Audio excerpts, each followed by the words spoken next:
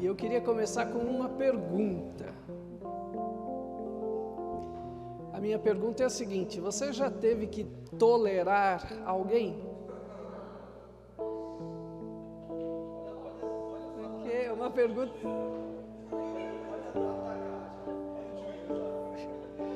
É uma pergunta simples.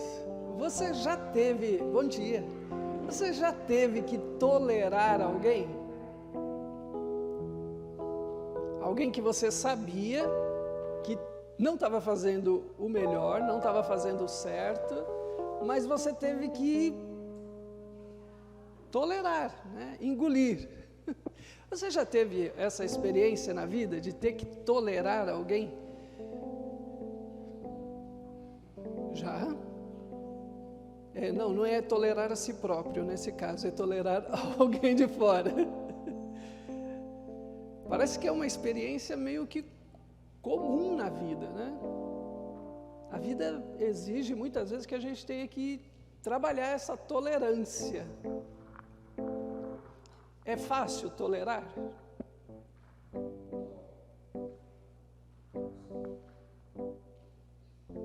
Eu também acho que não. Mas você já observou que quando a gente começa a tolerar algum erro de alguém, alguma maneira da pessoa fazer as coisas que a gente acha que não está certo, às vezes tem que tolerar o jeito que a pessoa fala, né? Ela não fala do jeito que a gente gostaria que ela falasse, então a gente tem que tolerar isso. Existe uma coisa que é importante que a gente saiba. Quando a gente começa a tolerar e entra naquele círculo de um dia, 2 dias, 1 ano, 2 anos, alguma coisa vai acontecendo em nós que a gente começa a assimilar isso. Isso é importante que a gente saiba. Às vezes a gente vai se pegar, eu nem ligo mais. Eu nem esquento mais a cabeça porque eu sei que é assim mesmo, a pessoa é desse jeito. Você já percebeu como é que essa mudança vai acontecendo em nós? Chega uma hora que a gente desiste. E aí, de tolerar, passa a se tornar normal. E é aqui que mora o grande perigo. Acaba se tornando uma coisa assim tão... esse é o normal agora. Antes eu até lutava, antes eu até falava, antes eu até expunha, eu tentava mostrar para a pessoa que isso não está bom, que isso não está certo, mas depois com o tempo parece que a gente vai entrando numa situação de acomodação. Você já experimentou isso também? Que já desistiu de tentar dizer o que é o certo, mesmo que você saiba o que é certo. Você está certo no que você está defendendo, mas a tolerância, ela vai mudando a gente de pouquinho em pouquinho, e de repente, a gente se pega fazendo igual, e isso é assustador, porque de repente a gente fala assim, mas eu criticava tanto e agora eu não só penso da mesma maneira, mas eu estou fazendo igual. O que será que a Bíblia diz sobre isso para nós? Será que a Bíblia fala alguma coisa de que, cuidado, quando você começa com tolerar o erro, cuidado com isso, porque o erro, ele é tão forte, que ele é capaz de mudar a gente. Ele muda sim. E Jesus começa dizendo, eu tenho contra você que você tolera.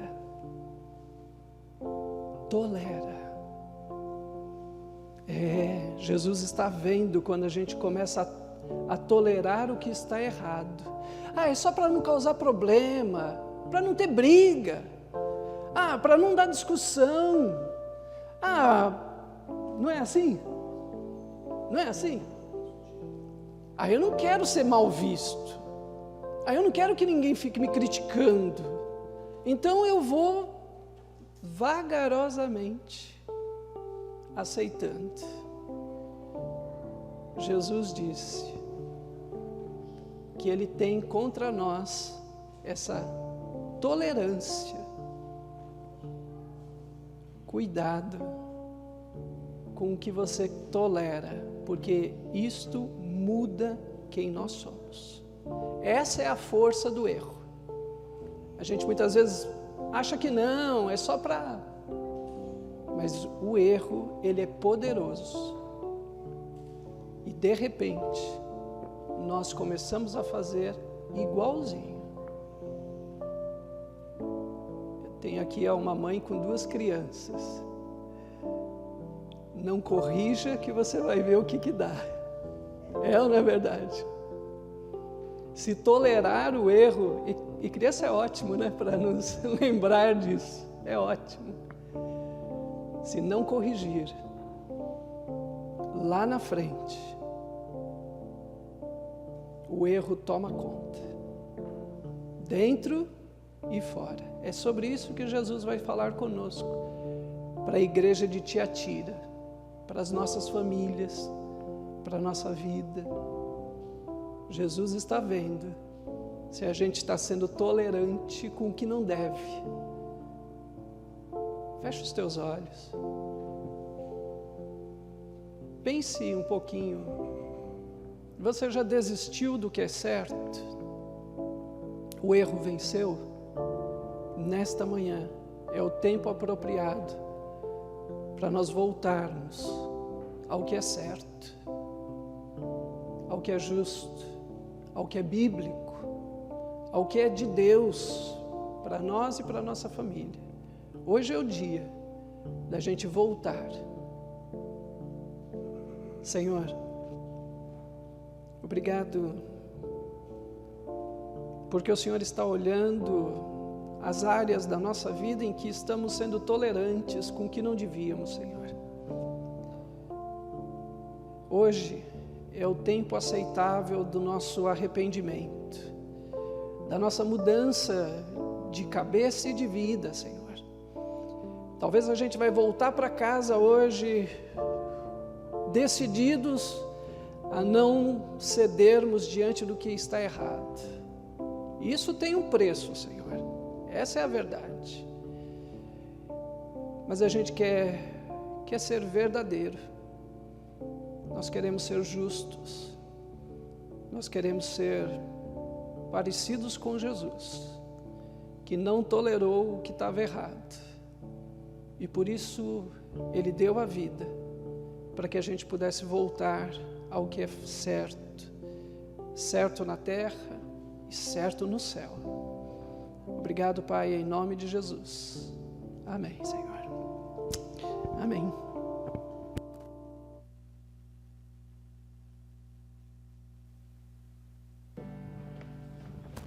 Bom dia. Bom dia. Ui. Sejam bem-vindos. Vamos aproveitar esses momentos e estar nos colocando na presença de Deus, amém? Pai querido, te agradecemos porque podemos estar aqui, reunidos, juntos, presencialmente, online e, acima de tudo, inspirados pelo Teu Espírito Santo, Senhor. Vem sobre nós, reina nesses momentos, sobre as nossas vidas, e que nós realmente lhe ofereçamos louvores, adoração, do mais profundo do nosso ser, ó Deus. Em nome de Jesus é que nós te adoramos. Amém. Amém. Vem, esta é a hora.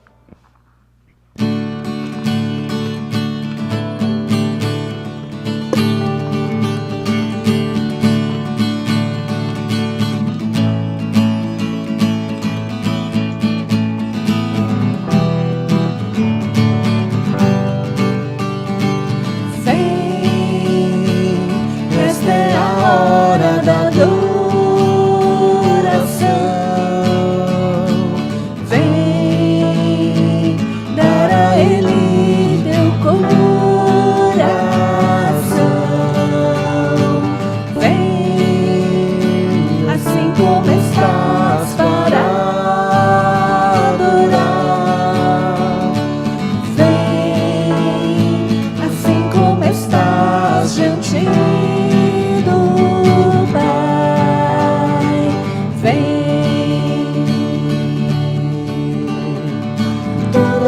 língua confessará ao Senhor, todo joelho se dobrará, mas aquele que há de escolher o tesouro maior terá. Vem, esta é a hora da adoração. Vem, dar a Ele teu coração. Vem, assim como estás para adorar. Vem, assim como estás diante do Pai. Vem, toda língua confessará ao Senhor, todo joelho se dobrará, mas aquele que há de escolher o tesouro maior terá. Toda língua confessará ao Senhor, todo joelho se dobrará, mas aquele que há de escolher o tesouro maior terá. Vem, esta é a hora da adoração. Vem, dar a Ele teu coração. Vem, assim como estás para adorar. Vem, assim como estás diante do Pai. Vem.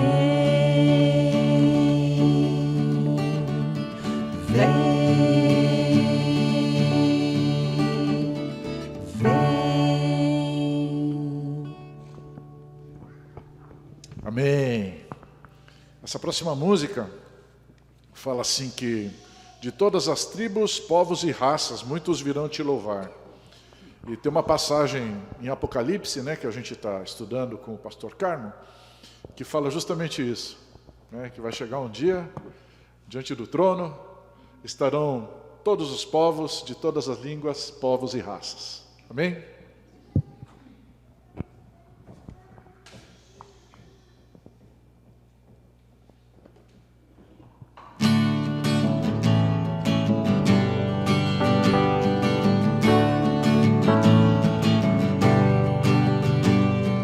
Todas as tribos, povos e raças, muitos virão te louvar.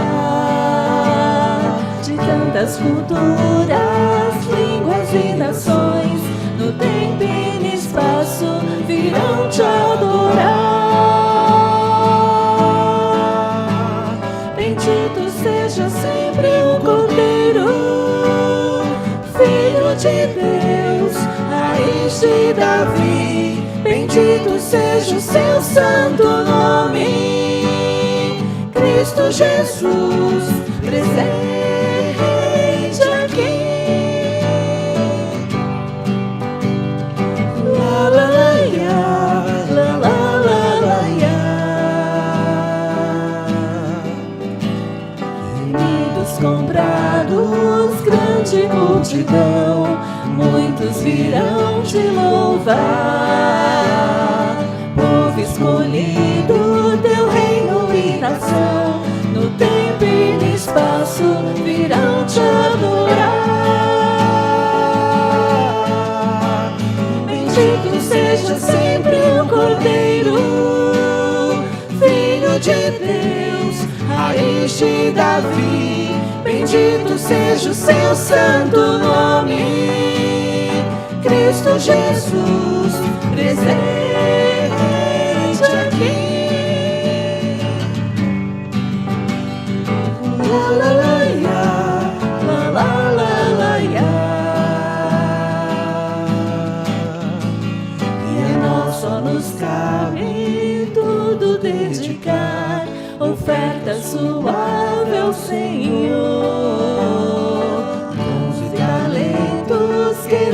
nos consagrar e a vida no teu altar pra teu louvor.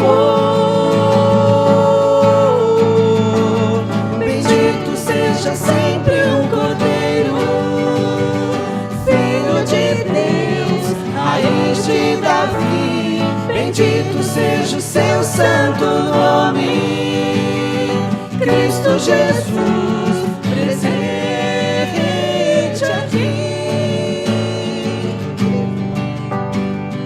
Cristo Jesus, presente aqui.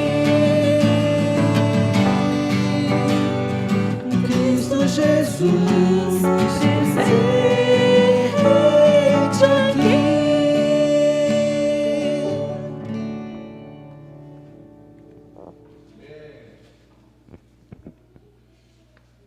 Eu estava olhando nas cartas para as igrejas do Apocalipse, e Jesus normalmente termina assim: ao vencedor, ele dá uma promessa.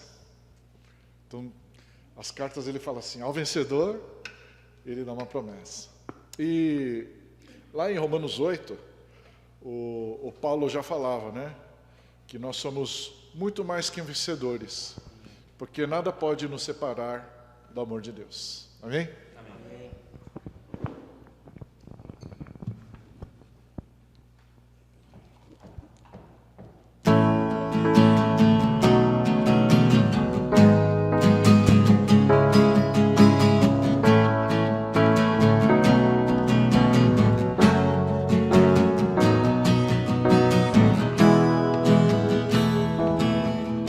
Jesus, em tua fidelidade eu me abrigo, e debaixo de tuas asas fico tranquilo.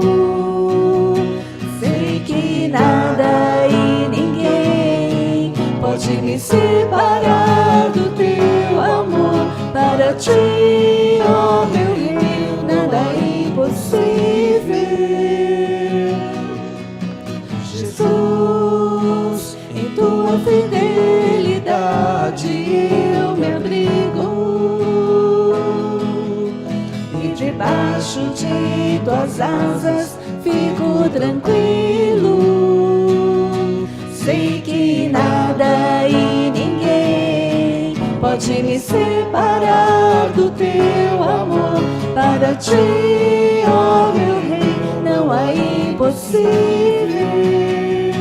Saber que estás comigo me faz andar sobre a tempestade, e assim venço a fúria do inimigo.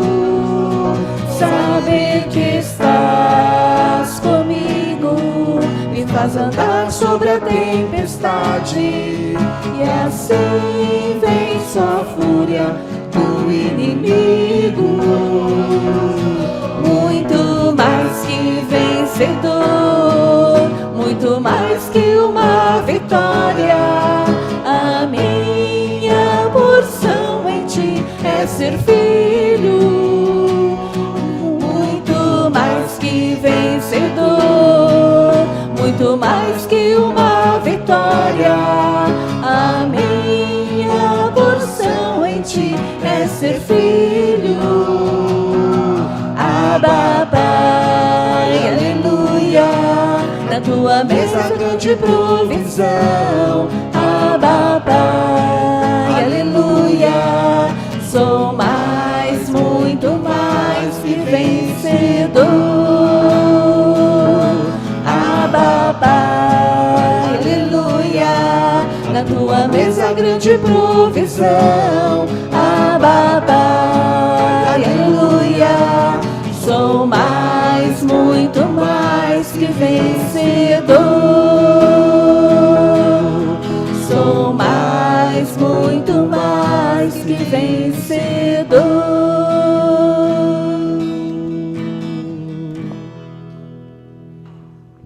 Amém.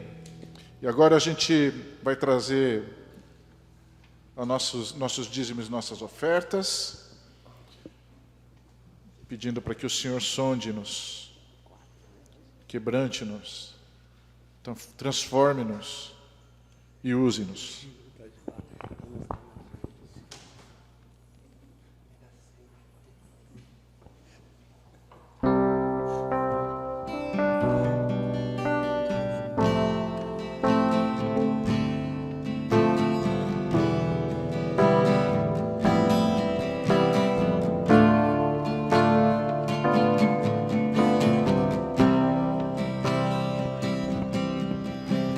Sonda-me, Senhor, e me conhece.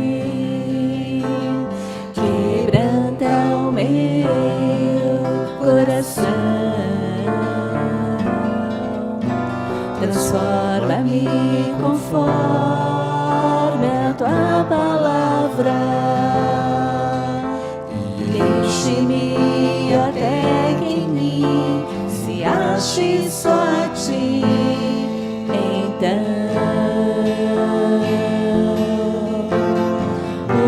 usa-me, Senhor, usa-me como um farol que brilha à noite, como ponte sobre as águas, como abrigo no deserto, como flecha que acerta o alvo. Eu quero ser usado da maneira que te agrade, em qualquer hora e em qualquer lugar. Eis aqui a minha vida, usa-me, Senhor, usa-me. Sonda-me, Senhor, e me conhece. Quebranta o meu coração. Transforma-me conforme a tua palavra. E enche-me até que em mim se ache só a ti. Então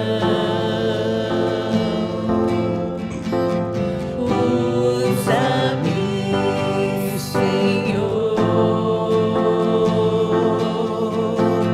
usa-me como um farol que brilha à noite, como ponte sobre as águas, como abrigo no deserto, como flecha que acerta o alvo. Eu quero ser usado da maneira que te agrade, em qualquer hora e em qualquer lugar. Eis aqui a minha vida, usa-me, Senhor, usa-me. Sonda-me, quebranta-me, transforma-me, enche-me e usa-me. Sonda-me, quebranta-me, transforma-me, enche-me e usa-me.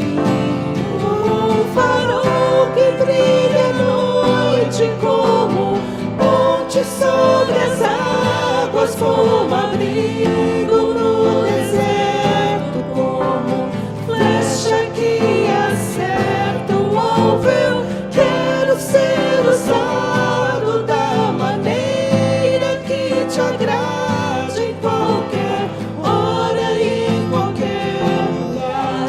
Eis aqui a minha vida, usa-me, Senhor, usa-me.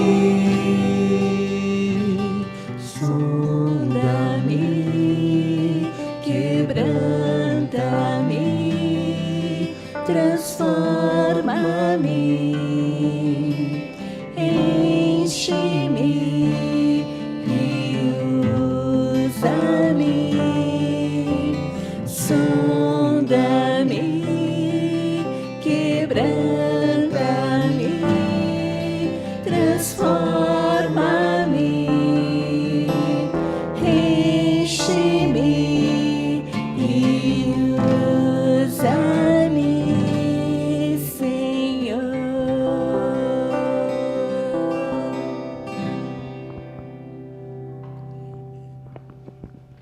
Senhor, te agradecemos por essa oportunidade que temos, por podermos dedicar nossas vidas diante de Ti, te render louvor, adoração, trazer nossos dízimos, nossas ofertas, nossas vidas diante do Teu altar.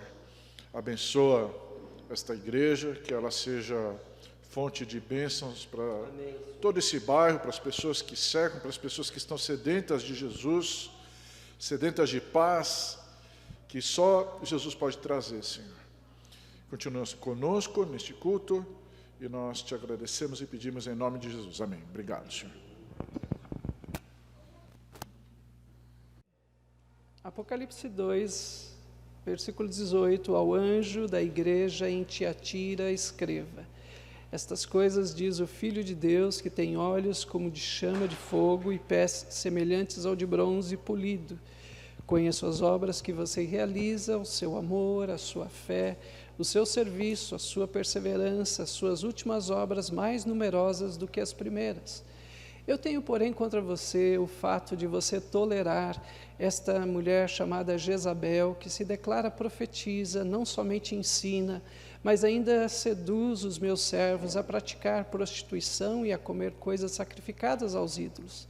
Dei-lhe tempo para que se arrependesse, porém ela não quer se arrepender da sua imoralidade. Eis que farei com que fique acamada e trarei grande tribulação aos que com ela adulteram, caso não se arrependam das obras que ela incita. Matarei seus filhos e todas as igrejas saberão que sou como aquele que sonda mentes e corações, e retribuirei a cada um de vocês segundo as suas obras. Digo, porém, aos demais de Tiatira, todos aqueles que não seguem essa doutrina, que não conheceram, como eles dizem, as coisas profundas de Satanás, não porei outra carga sobre vocês. Tão somente conservem o que vocês têm, até que eu venha.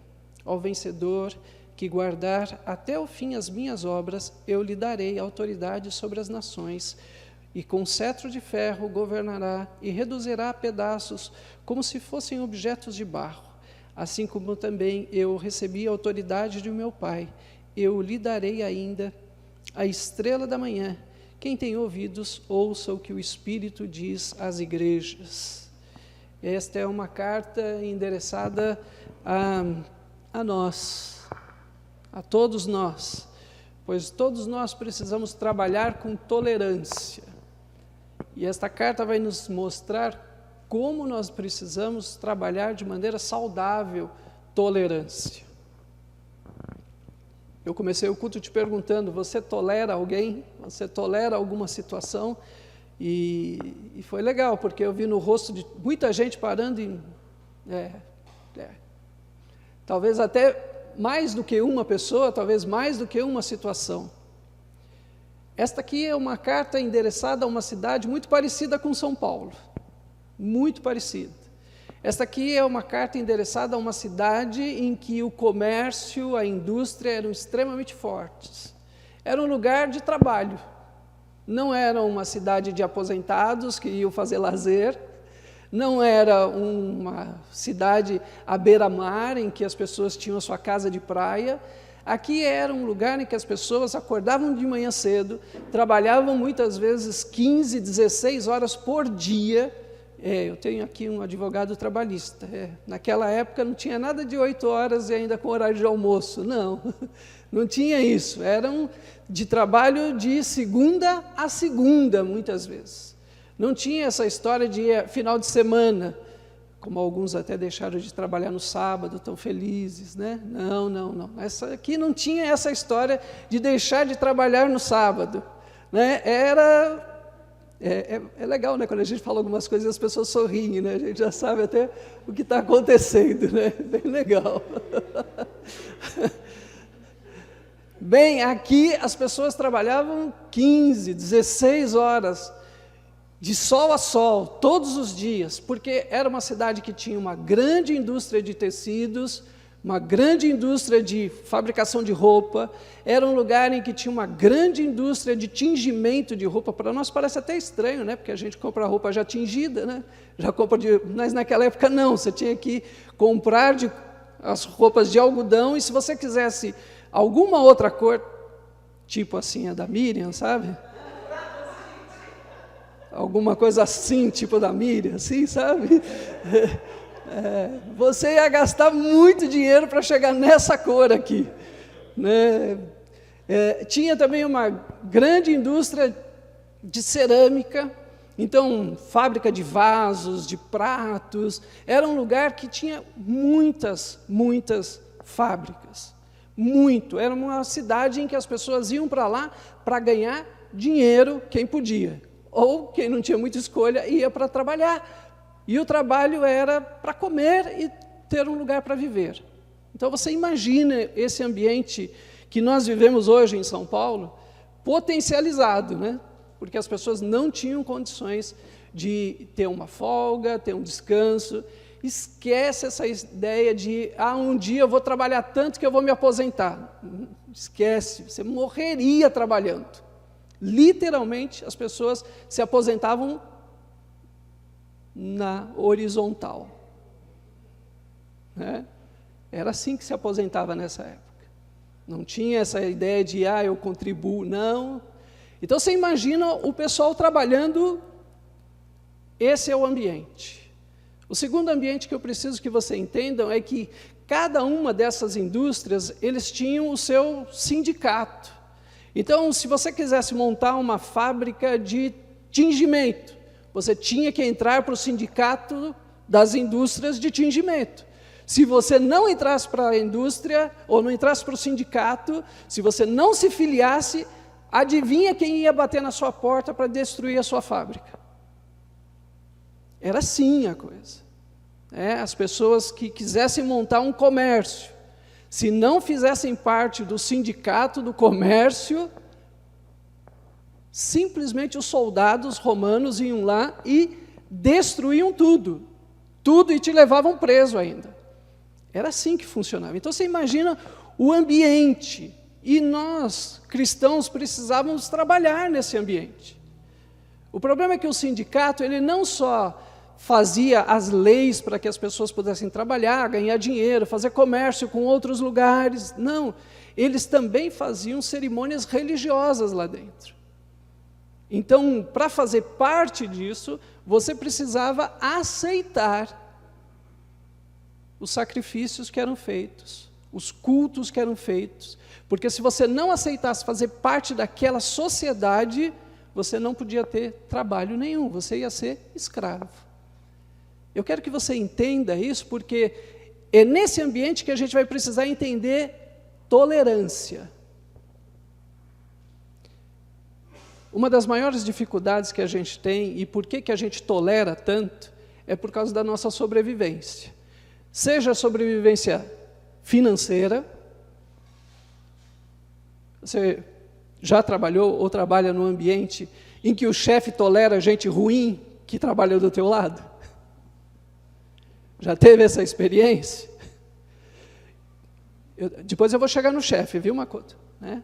Mas agora eu estou falando do funcionário que trabalha um do outro, assim, um do lado do outro, e o outro tem privilégios que você não tem.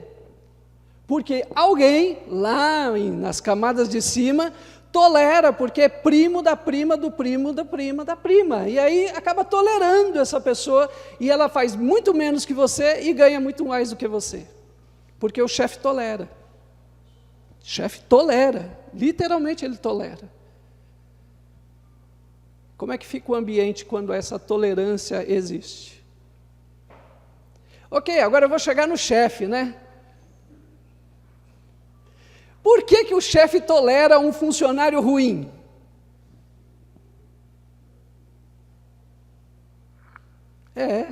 Vamos perguntar para o Makoto, né? Todo mundo olha para o Makoto. Não estamos falando do Juan. Não estamos falando da Miriam. Não estamos falando deles. A Kátia disse que nessa hora ela não faz contratações e nem administra o pessoal, né? É só a parte burocrática, administrativa. Mas existe algo estranho nessa relação de tolerância. O chefe sabe que aquela pessoa não é tão produtiva quanto poderia ser, mas acaba tolerando. Eu poderia transferir isso não só para o ambiente corporativo, posso transferir isso para dentro da família. Por que o seu irmão podia fazer aquilo que você não pode fazer? Porque a sua mãe e o seu pai toleravam. Se você tem irmãos, né? É ou não é verdade? Às vezes um irmão tem mais privilégios do que o outro. Esse era o meu caso. Quem tinha os privilégios era eu. Porque os pais toleram isso. Eu poderia transferir isso para relacionamento de marido e mulher, em que muitas vezes existe uma tolerância. Eu não gosto do que ele ou ela faz, mas fazer o quê, né? Vou ter que tolerar isso. Isto pode ser transferido para muitos. Eu acho que praticamente todos os ambientes que eu e você nos relacionamos. Todos. Eu gosto do sino. Eu gosto. A minha igreja toca o sino sempre no horário certo. A minha igreja tolerância. Como Deus vê tolerância? Eu disse para você, o grande problema da tolerância é que ela nos muda. A gente começa sendo tolerante com pequenas coisas e de repente isso vai mudando a gente. Isso vai transformando a gente de alguém que sabia o que era certo e já não luta mais. Este é o caso que Tiatira nos ensina. Nesta igreja existem 3 tipos de pessoa, e que talvez sejam os 3 tipos de pessoa que eu e você temos dificuldade, porque a gente tem que tolerar isso. O primeiro grupo é o grupo daqueles que estão errados, sabem que estão errados e vão continuar fazendo errado. E a gente tem que tolerar esse tipo de gente, que é dura, que luta, briga para ser errado e fazer do jeito errado, porque essa pessoa não quer mudar. Você tolera gente assim? Essa pessoa não quer mudar de jeito nenhum. E ela briga, ela esperneia, ela fala, ela grita, ela não quer saber de mudança. E aí a gente, muitas vezes, para não passar vergonha, a gente tolera. Agora que as crianças desceram, né? Posso usar um exemplo das crianças, tudo bem? Outro dia eu estava dentro do metrô e tinha uma mãe segurando uma criança no colo. E essa criança começou a gritar e espernear. Não eram as suas meninas, não eram. E ela começou a gritar e espernear que ela queria alguma coisa, eu não entendi o que ela queria. E a mãe dizendo, não filho, quando descer, né, a mamãe compra, e no colo dela, ela segurando ali no ferro com uma mão e segurando a criança no colo. Eu quero, e se jogava para trás, eu quero, e se jogava para frente, eu quero. E a mãe falando bem baixinho, não, calma, eu vou te dar. Você já sabe que o vagão inteiro já tinha visto, né? Mas ela agia como se ninguém tinha visto e ninguém ia ver. Até que uma hora, dessa tolerância, né? De não disciplinar a criança, era um menino, né? De não disciplinar o menino, eu não estou aqui dizendo mal das mães, tudo bem? Não é isso, ok? Até que uma hora, esse menino gritou com ela, bem alto, eu quero, e pá! Mas deu um tapa, que até eu que estava longe, ouvi o barulho. Era uma criança mais ou menos de uns 3, 4 anos de idade. Você imagina o que a tolerância é capaz de fazer? Sabe que está errado. Mas o primeiro grupo é esse grupo que vai espernear, eu quero e não quero mudar, todo mundo vai ter que mudar por causa da minha vontade. E nós muitas vezes toleramos. Toleramos. É estranho isso, não é? Mas a gente tolera. Gente que sabe que está errada, tem convicção disso, mas não vai mudar. Esse é o primeiro grupo que nós temos aqui, é o grupo de Jezabel, né? Dá um nome para ela, inclusive. Esse é o pessoal que a gente vai fazer comércio de todo jeito com o pessoal, se eles fizerem culto, não fizerem, essa é a questão aqui. Porque a gente quer que as nossas indústrias, que a gente quer que o nosso comércio, a gente quer que o dinheiro flua para dentro da nossa vida, da nossa família, e a gente não vai abrir mão, nós vamos fazer culto se precisar, a gente vai acender incenso, a gente vai fazer isso, a gente vai fazer de tudo, porque a gente quer dinheiro. Essa é a primeira coisa que a gente precisa entender da nossa tolerância, a sobrevivência. Às vezes, para sobreviver, a gente tolera. O segundo grupo é aquele que sabe que os outros estão fazendo errado, mas fechou a boca. Sabe que os outros estão errando, mas fez caladinho. Eu não tenho nada a ver com isso. A Bíblia diz que aquele que sabe fazer o bem e não faz, o que ele está fazendo?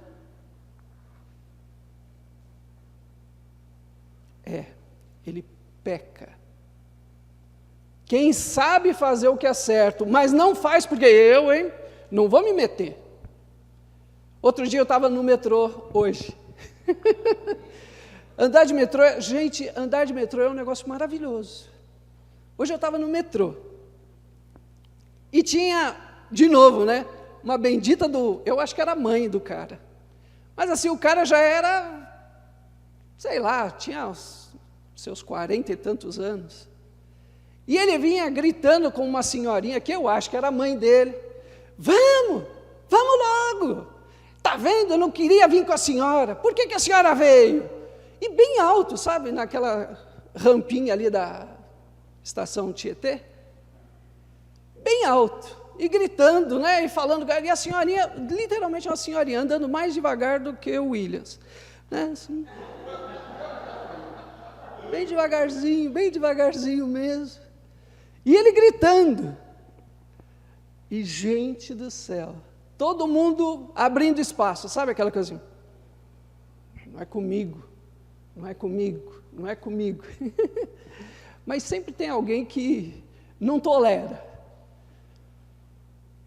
E, de repente, quando eu estou olhando assim, eu estava meio de longe. Você sabe quando você até desacelera, Você fala assim, opa, vamos devagar aqui, que o negócio aqui não vai dar bem. Por quê? Porque eu vi lá de um outro canto, tinha um grupo de homens batendo papo. E aí os homens começaram a olhar, e o cara vindo gritando, vamos logo, a senhora é mole, e xingando a mulher, assim aos berros. Aí aqueles 5 homens ali começaram a sair, e começaram a fazer, eu falei, rapaz, agora é que o negócio não vai dar bem mesmo. E quando o cara chegou perto, eles encostaram o cara na mureta, e começaram a falar com ele, não trata ela desse jeito, respeita ela. Porque existem pessoas que toleram, para não ter problema, vizinho chato, você tolera ou não tolera? Às vezes a gente não reclama, mas existem situações que a gente precisa não tolerar. E aqui o segundo grupo é o grupo da boquinha fechada, eu acho que é o maior grupo. O maior grupo é aquele do não fala nada. Não vi. Você não viu o que está... Não vi. Gente sendo morta, espancada, passando dificuldade, mas você viu? Não vi. Não. É aquele que não liga mais. Mas tem o terceiro grupo, aqui na igreja de Tiatira, que é do pessoal que se mantém firme à verdade. Gente que não cede para ganhar dinheiro, gente que não cede para manter a sociedade bem, gente que é fiel à verdade, gente que eu sei o que é certo, e ainda que as pessoas não gostem de mim, eu vou falar o que é verdade e o que é certo. Esse aqui eu acho que é o grupo menor, é o remanescente. É aquele grupo do pessoal que acaba se tornando chato. É ou não é? Ninguém quer ficar perto dos que falam a verdade, porque esse pessoal é chato. Se você chegar para eles e falar alguma coisa que está errado, eles vão dizer para você, está errado. Mas se a gente é do grupo da boquinha fechada, a gente não quer saber desse pessoal. Na igreja existem isso. Existem pessoas que estão errando, sabem que estão errados, mas não querem mudar. Porque esse é o jeito de eu viver. A minha vida é assim. Existe o pessoal que tolera o erro de boca calada, fechada. Não, é o pessoal do não é comigo. Me deixa em paz, eu quero sossego. E existe o terceiro grupo, daqueles que vão lutar para as coisas não serem erradas, que vão abrir a boca. Esse é o grupo que mais sofre. São 3 tipos de pessoas que eu e você lidamos todos os dias. Talvez a gente está lidando com esse tipo de gente dentro de casa. Gente que está errado e não quer mudar. Gente que está vendo o erro, mas não quer se comprometer, não quer abrir a boca, não é comigo, deixa para lá. E o outro grupo é de gente que, não, vamos resolver, vamos acertar isso aqui, porque isso aqui não está certo. Eu e você lidamos com esse tipo de gente o tempo todo. A grande questão é em que grupo que eu me encaixo. Qual é o meu grupo? Lidar e ver os outros é mais fácil. Mas e quando a coisa é comigo? Eu sou do grupo que estou errado e mesmo está todo mundo dizendo que eu estou errado, mas eu acho que não. Eu sou do grupo que fecha a boca diante do erro e tolero, ou eu sou do grupo que luta pela verdade. Essa carta também me ensina que Deus lida de 3 maneiras com a tolerância. A primeira que Deus lida é dando tempo para poder se arrepender. Deus dá tempo. A minha mãe sempre dizia assim, eu falei 1, eu falei 2, e aí ela dava aquela pausa assim que as minhas pernas já começavam a balançar. E eu falei 3. Isso é o que Deus faz conosco. Ele fala 1, Ele fala 2. O problema é que eu, quando era criança, o que eu pensava? Quando ela falava 1, eu ainda pensava, ainda tem mais 2. E a gente faz isso com Deus. A gente sabe que Deus está forçando a gente para acertar a vida, mas o que a gente faz? Ah, Deus é bondoso. Deus é amor, Ele vai me dar uma chance. Sim, Deus trabalha dando tempo para a gente se arrepender, essa é a primeira coisa. A segunda, aí eu uso também o exemplo da minha mãe. Depois da terceira, sabe o que acontecia? O chinelo cantava, ele fazia zum, zum, zum, sempre nessa parte aqui de trás minha, não sei porquê. Era aqui que o chinelo mais cantava, porque aí vinha a disciplina. Depois da terceira vez, vem a disciplina. A disciplina é aquela assim, ainda é para correção, tá? Ainda é para corrigir. A disciplina de Deus não é para destruição. O problema é que eu sempre achava que a chinelada era para me destruir. Mas aquilo era a oportunidade para que eu sentisse e me arrependesse, e mudasse de vida, e parasse de tolerar as burradas que eu estava fazendo. Deus trabalha dando tempo, Deus trabalha disciplinando. E aí, vem a terceira que Deus trabalha, quando eu não mudo, quando eu não quero saber de transformação, vem a destruição. Aí, sabe quando aquela desistiu? Você quer fazer desse jeito? Você quer tolerar o erro na tua vida? Você não quer mudar? aí vem a destruição de Deus, que para mim é a pior de todas as destruições, que é quando Deus vira e fala assim: faça do seu jeito. Isso para mim é a primeira das destruições de Deus. Faça do seu jeito. Romanos capítulo 1. Viva a sua impiedade. Você tolera o erro, você ama o erro, você não quer mudar, você não quer lutar pela verdade, então viva do seu jeito. A primeira ideia que a gente tem quando Deus vem para resolver a coisa é que a gente vai ir para o inferno, que a gente vai ser destruído depois no grande e último dia, como Marcos disse, né, diante do trono de Deus, né, e que ele vai dizer uns para um lado e outros para o outro, os bodes e as ovelhas. Não, não, irmãos. A grande destruição que Deus faz na nossa vida, em primeiro lugar, é deixar a gente viver do jeito que a gente quer viver. Esse é o maior, e talvez aquilo que a gente não está enxergando, que é a grande destruição da nossa vida, porque a gente está tolerando o erro. Viva do jeito que você quer. Faça do jeito que você bem entender. Porque quando Deus diz isso, significa que Deus se ausentou. E quando Deus se ausenta, o mal toma conta. O mal só existe por causa da ausência de Deus. As trevas só existem por causa da ausência de luz. Treva não existe. O mal não foi criado por Deus. Mas quando eu tolero e deixo Deus longe, o mal toma conta. A destruição acontece. E isso tem a ver por causa de que eu comecei a tolerar uma coisinha de nada, parecia tão besta, parecia uma coisa tão... Eu comecei a tolerar e lembre-se, comece a tolerar que você vai experimentar a mudança desta coisa ruim, tomar conta de você, da sua família, do seu trabalho, de onde você for. Tolere o erro, por menor que ele seja.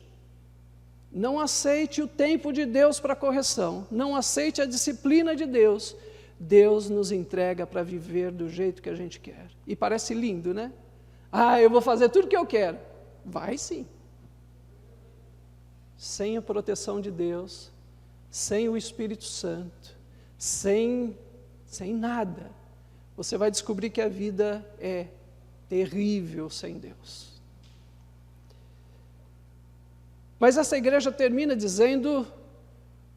falando com aqueles que são fiéis. Ela não está falando com aqueles que são pecadores, toleraram, aceitaram, assumiram, se fizeram tão ruins tanto quanto Jezabel. Não, ela não está falando com esses no final. Ela também não está falando com aquele pessoal que é da boquinha calada, que não, eu vou deixar tudo na harmonia. Ela também não se dirige a esses. Ela se dirige àqueles que são fiéis até o final. E ela dá duas promessas, né, Marcos? Sempre termina com promessa. Nesse caso aqui, ela termina com duas promessas. A primeira delas é: se você for uma pessoa fiel à verdade, você será vencedor até o fim. E se tornará uma pessoa de um caráter que as pessoas vão respeitar você. Exatamente isso que Jesus disse. Receberá um cetro, receberá autoridade. Quando nós somos verdadeiros e lutamos pela verdade, no primeiro momento a gente vai ser um motivo de piada. Todo mundo vai jogar a gente, mas na hora em que a coisa apertar, quem é que as pessoas procuram quando a coisa está ruim? É quem foi verdadeiro à palavra a Deus. Não estão te procurando quando as coisas estão ruins? Questione-se.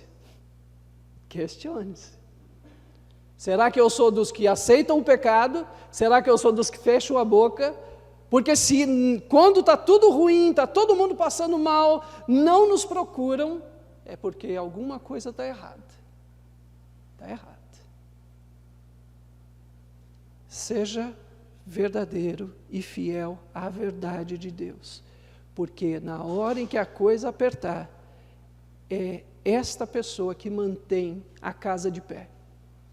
É esta pessoa que mantém o ambiente de trabalho de pé. É essa pessoa que mantém a vizinhança de pé. É essa pessoa que mantém a igreja de pé. É aquele que é fiel à verdade. Esse tem autoridade para falar. Vocês já viram isso? Pessoas que passaram por problemas enormes, mas se mantiveram firmes. Essas são as pessoas que a gente vai consultar. Esse aí é que a gente vai perguntar, olha, eu estou passando por isso. Como é que faz? Porque ela se manteve fiel à verdade de Deus, ela se manteve fiel à verdade para manter as coisas em ordem. A segunda promessa é que esta pessoa que se mantém fiel à verdade, que se mantém fiel a Deus, que se mantém fiel aos valores corretos de Deus, essa pessoa é a primeira que aparece quando as coisas começam a ficar escuras. A estrela da manhã. A estrela da manhã, gente, nada mais é, nada menos do que Vênus, tá? Vênus é um planeta, mas ele brilha igual estrela. Ele quando a noite começa, para vocês que moram em São Paulo, talvez seja meio esquisito, né? Você procure lá no Google, né? Vênus, porque ver no céu mesmo, eu acho que vocês não vão ver nada. Mas para mim que moro no interior, você começa a anoitecer, o sol começa a descer, logo você enxerga bem no alto uma estrela. Quando as trevas começam a vir da noite, quando o mundo começa a entrar na escuridão, quem se manteve fiel à verdade é o primeiro que brilha. É o primeiro que brilha. E é o último a apagar. Quando o dia começa a clarear, quando as coisas começam a resolver-se, quem é que é o último que a gente vai enxergar? Quem se manteve fiel à verdade. Esta é a promessa de Jesus para mim e para você, se nós nos mantivermos não tolerantes com o erro, não de boca fechada para o erro, mas que a gente se mantenha verdadeiros. As duas promessas você receberá a autoridade sobre a tua vida e sobre a vida dos outros. Você se tornará uma pessoa sábia. Você se tornará uma pessoa boa, em que as pessoas vão te procurar. A segunda promessa é, quando o mal começar a se levantar, sabe quando está tudo errado, você talvez seja a estrela que vai brilhar ali no meio das trevas. São duas promessas maravilhosas para quem não tolera, para quem não aceita. É só para manter a harmonia, é só para manter a coisa. Eu não quero. Ninguém procura alguém que fica de boca fechada na hora que a coisa precisa ser dita. Ninguém procura. Grave isso. Ninguém vai atrás de pessoas que ficam meio certo e meio errado. Ninguém vai atrás. Não são as pessoas que vão sobrar mesmo na hora em que a coisa está difícil ou na hora que a coisa está alegre. Não. Essa é Tiatira. Tiatira é um modelo para nós. Como Deus lida com a tolerância, como Deus lida com aqueles que são fiéis. E Deus diz aqui em Tiatira que Ele não vai acrescentar nada, nada. Aqueles que são fiéis, seja apenas fiel ao que a Bíblia diz. Não precisa acrescentar nenhuma moda, nenhuma coisa, novidade, não precisa acrescentar um tipo diferente, uma atividade diferente, não. Tiatira, Jesus disse, apenas mantenha-se fiel ao que você tem. E o que nós temos? É isso que nós temos. É isso aqui. É aqui que se baseia a verdade, não no que eu acho, não no que eu penso, mas no que Deus pensa. aqui contém toda a verdade para que nós possamos lidar com o tolera ou não tolera, está certo ou não está, aceita ou não aceita. Não é o que você pensa e nem o que eu penso, mas é o que Deus disse que é certo, é certo. O que Deus disse que está errado, está errado. Simples. Que a gente possa saber lidar com isso que talvez eu e você, logo no começo do culto, você pensou, né? Continua tolerando ou não? Lembre-se que a tolerância pode mudar a nossa vida. Pode, e ela faz. Queria que você fechasse os teus olhos e pensasse um pouquinho. Como é que você lida com a tolerância?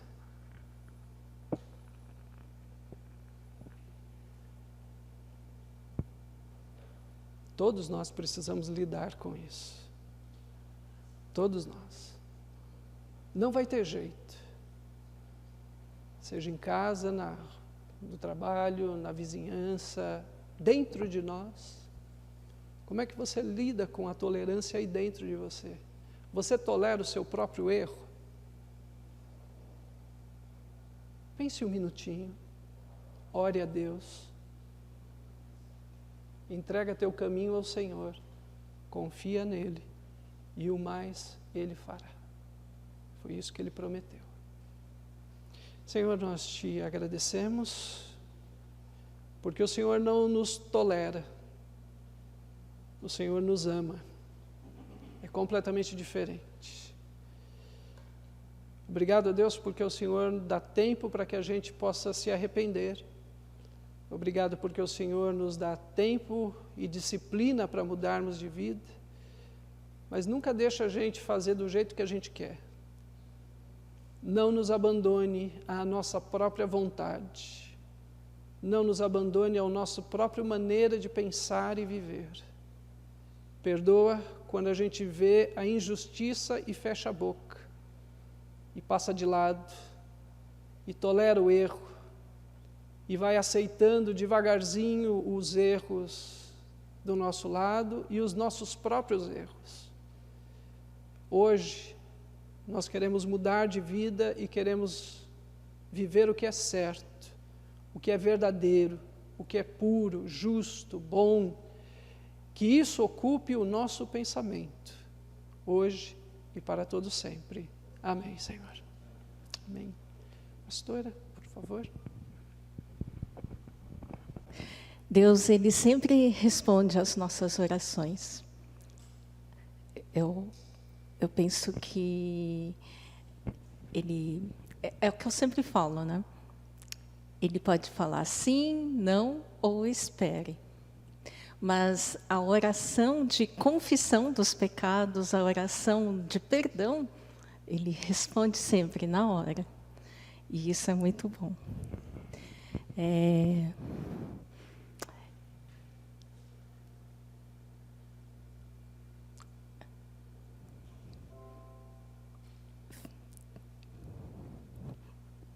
Eu queria dividir com vocês de como Deus tem sido muito gracioso para com a Igreja Metodista Livre da Liberdade.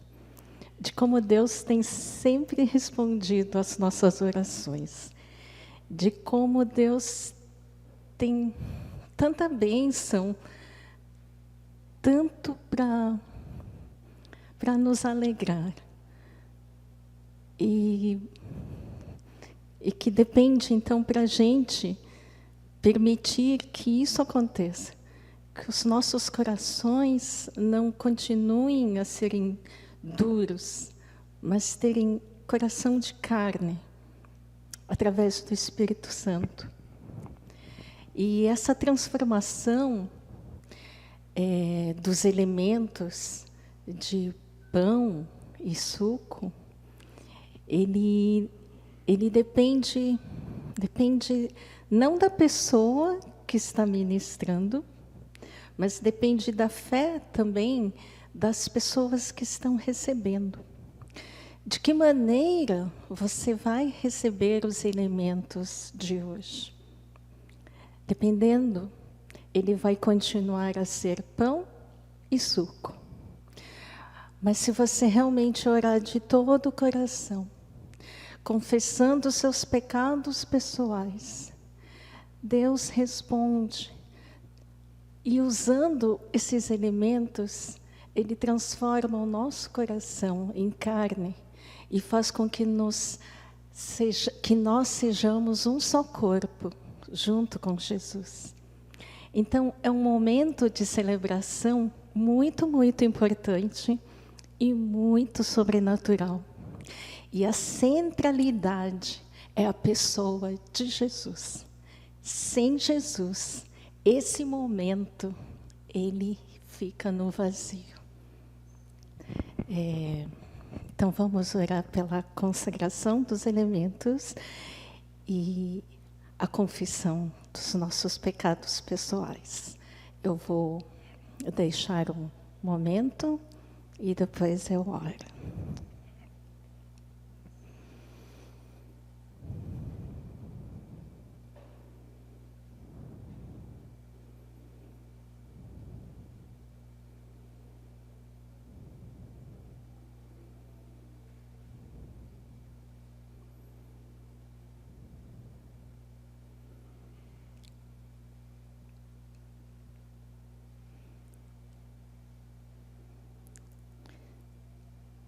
Perdoa-nos, Senhor, porque o nosso ego muitas vezes ocupa a centralidade da nossa vida.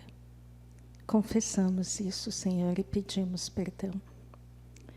Ajuda-nos, Senhor, a colocar Jesus sempre como foco principal. E lembrar, Senhor, do Teu sacrifício. E lembrar, Senhor, do propósito do Teu sacrifício para conosco. E sermos gratos. Porque eu recebi do Senhor o que também vos entreguei. Que o Senhor Jesus, na noite em que foi traído, tomou o pão. E tendo dado graças, o partiu e disse: Este é o meu corpo, que é dado por vós. Fazei isto em memória de mim. Por semelhante modo, depois de haver ceado, tomou também o cálice, dizendo: Este cálice é a nova aliança no meu sangue. Fazei isto todas as vezes que o beberdes em memória de mim. Porque todas as vezes que comerdes este pão e beberdes o cálice, anunciais a morte do Senhor, até que Ele venha.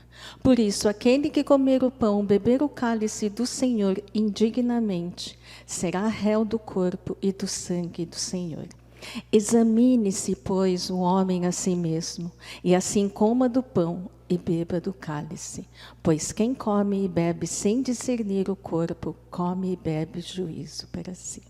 Eu convido as pessoas que vão participar, que examinaram a si mesmo, e o Espírito Santo trouxe à memória o que deve ser confessado, e já confessou, e Deus já perdoou, a se levantarem para participar da celebração da ceia. Podem se levantar, quem vai participar?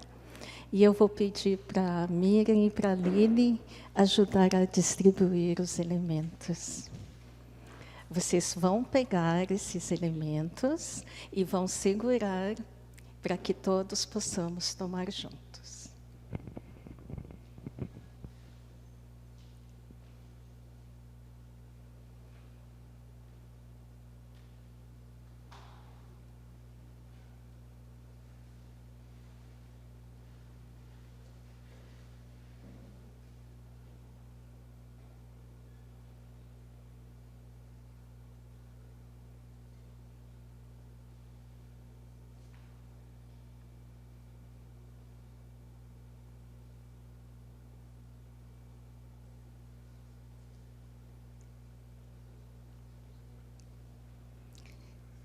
Ao receber, que você tenha essa compreensão de que todos os salvos, todos que creem em Jesus, fazem parte do corpo de Cristo, mediante a fé na morte de Jesus e na sua ressurreição.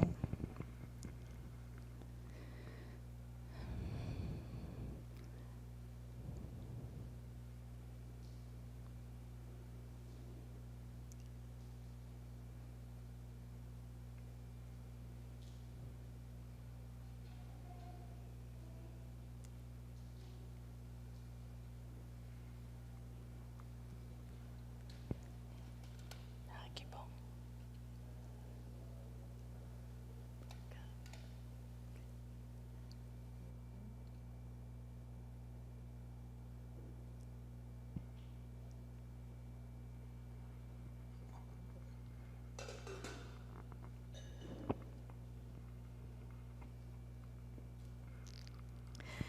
É com muita gratidão, Senhor Deus, Senhor Jesus, que participamos então.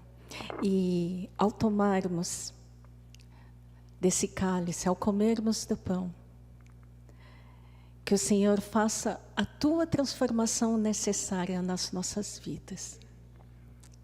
Então, podem comer do pão?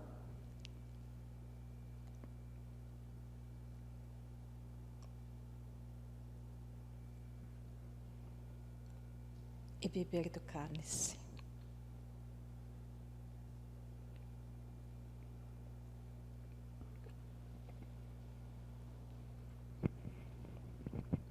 Recebam a bênção. Que a graça do Senhor Jesus, o amor de Deus Pai e a comunhão do Espírito Santo esteja com cada um de vocês. E se por acaso você ainda não tem essa compreensão do Senhor Jesus como dono da sua vida, que o Espírito Santo possa estar falando com você e busque também falar com outras pessoas. Então, que a comunhão do Espírito Santo esteja com cada um de vocês, agora e para sempre. Amém.